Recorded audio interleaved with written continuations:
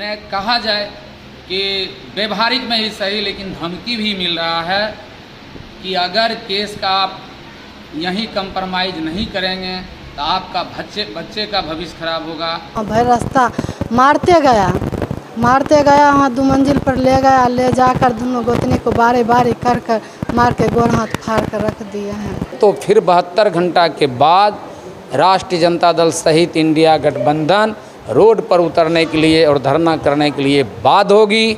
तो बउआ के बंद करके एक घर में सीसीटीवी कैमरा उस घर में नहीं है, वहाँ पर बहुत पिटाई की और हमको 2 मंजिला पर ले गए जहाँ पर सीसीटीवी कैमरा नहीं है, वहाँ पर बहुत मारे रोली कुमारी। तो जहाँ झगड़ा हुआ तहाँ जाना चाहिए, वहाँ नहीं जाके मेरा घर घेर लिया। मेरा घर घेर कर बउआ मुँह पर ठाड़ था, उसको खींच कर पिटने लगा। अब जो मेरे साथ हुआ या रानी के साथ हुआ, अब रानी और राम सखा का मामला नहीं रह गया। ये मामला जिस तरह वर्दी का धौंस जमाया गया, इस मामला अब ये जनता बनाम बिहार सरकार का मामला है। ये अब निजी कोई मामला नहीं है। मैं बता दूं कि माननीय एसपी साहब अभी तक जांच के ही प्रक्रिया में लगे हुए हैं। अभी उनका और समय लग सकता है, लेकिन मेरा नेता आदरणीय तेजस्वी बाबू, आदरणीय लालू प्रसाद यादव साहब दिनांक कल 29 तारीख को बिहार विधान परिषद माननीय कारी सोहेब साहब को भेजने का काम किए हैं।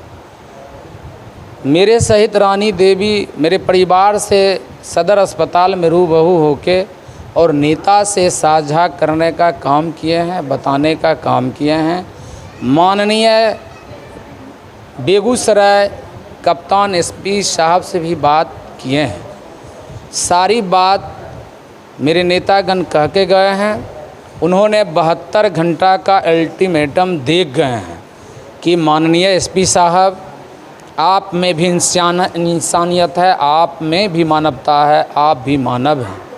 आप दूध का दूध और पानी का पानी करें और 72 घंटा के अंदर इस प्रक्रिया को कंप्लीट करें और जो पीड़ित हैं उनको न्याय दें।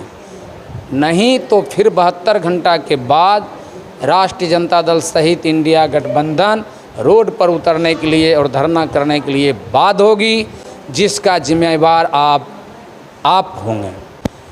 इसके लेकर मैंने माननीय बिहार सरकार का जो 1 जुलाई से नया कानून बना है, उसमें आप अपना हक ऑनलाइन एफआईआर दर्ज करा सकते हैं। मैंने ऑनलाइन एफआईआर दर्ज प्रक्रिया होगा।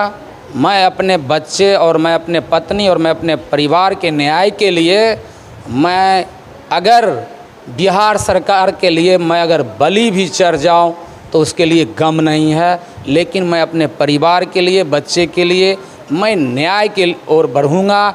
और मुझे भरोसा है, मैंने अभी हिम्मत नहीं हारा हूँ। मुझे अभी भी माननीय डीएसपी साहब, माननीय डीआईजी साहब, माननीय डीजीपी साहब सहित बिहार सरकार, बिहार के मुख्यमंत्री नीतीश कुमार जी पर भरोसा है, चूँकि उन्होंने महिला को आगे बढ़ाने की बात करते हैं।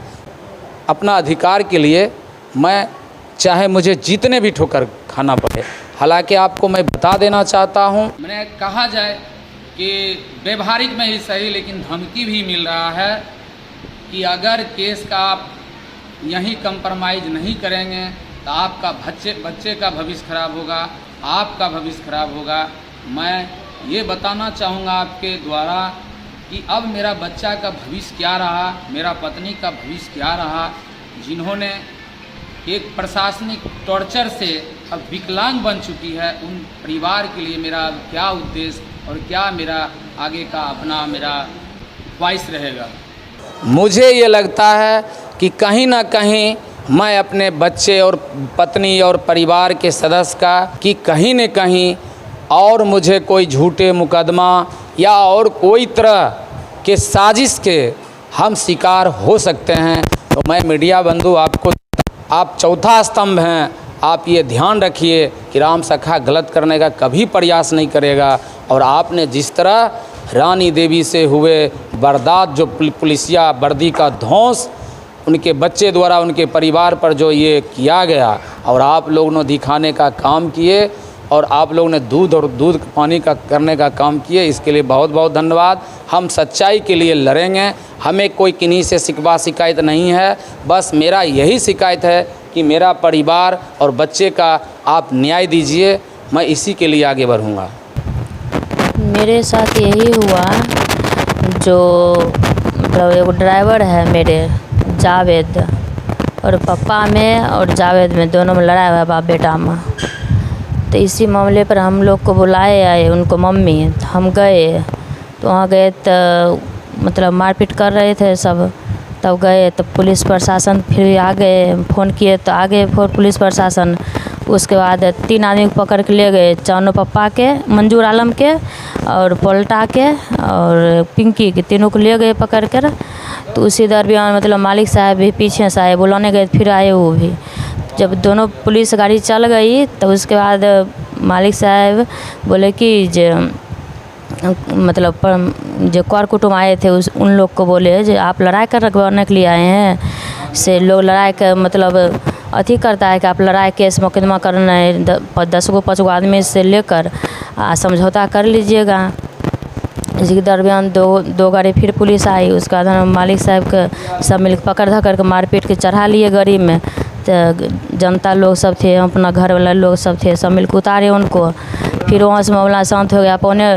पौने 1 घंटा के बाद फिर 5 गाड़ी से आए और मेरे घर पर लगा दिए, चारों कता घेर लिए। घेर कर तो हमारे बाबू निशांत कुमार निकला तो उसको बोले कि जे तुम्हारा बाप कहाँ है रे? तो बोले कि पापा उधरे हैं, चलो बताओ। तो कोई आदमी बोले कि पापा उधर नहीं है, पापा कहूँ गए हैं। बस इसी के दरमियान हम बउआ को मारने लगा, खूब बहुत मारे। हम अपन गोतनी सब आदमी छोड़ाने के लिए गए तो इसी को मारे, चढ़ा लिए गाड़ी में। चढ़ा के भरस्ता मारते गए। थाना पर जब गए चरियावरियारपुर थाना में, तो बउआ के बंद करके एक घर में CCTV कैमरा उस घर में नहीं है, वहाँ पर बहुत पिटाई किए और हमको 2 मंजिला पर ले गए जहाँ पर CCTV कैमरा नहीं है। वहाँ पर बहुत मारे रोली कुमारी और राजा राम सिंह, हम सभी को नाम नहीं पढ़ पाए, 2-3 गो का नाम पढ़ पाए। तो प्रियंका है, प्रियंका मैम, वो भी मारी। आपको भी पुलिस मारी थी क्या? हाँ, मेरा दोनों गोतनी थे। बउआ के बचाने में मार लगा। जब पुलिस 5 गाड़ी से आया तो जहाँ झगड़ा हुआ तहाँ जाना चाहिए, वहाँ नहीं जाके मेरे घर घेर लिया। मेरे घर घेर कर बउआ मुँह पर ठाड़ था, उसको खींच लिया। खींच कर पिटने लगा, रूही कुमारी पिटने लगा। तो हम दोनों गोतनी बचाए हैं, जो बुआ को मत मारिए, बुआ की गलती है। तो उमा चौकीदार आया, वही बताया कि ये है नेता का बेटा है, इसको पकड़ो। पकड़ के इसको पूछताछ किया, पापा कहाँ है? तो कहा पापा नहीं है, पापा उधर गया। पापा चलो बताने के लिए, तो बोले चलो। तो दूसरा आदमी बोले कि पापा वहाँ पर नहीं है, झगड़ा जहाँ हुआ तहाँ। बस वही पर पिटने लगा। हम दोनों गोतनी बचाने की बहुत कोशिश किए, हमरे भी मारा, बच्चे को भी मारा, इसको भी मारा। मारते मारते गरीब बाबू को बैठाइए लिया जा किया था। तो हम भी कहें जब बच्चा जब बैठा लिए तो बच्चा की गलती है तो हमरो ले चलिए, हम भी जाएंगे बच्चा के साथ में। तो हमरो गलली दाब कर उस गरीब ठेल दिया, ठेल कर बैठा लिया, इसको भी बैठा लिया। वहाँ भर रास्ता मारते गया, वहाँ 2 मंजिल पर ले गया। ले जाकर दोनों गोतनी को बारी बारी कर मार के गोड़ हाथ फाड़ कर रख दिए हैं।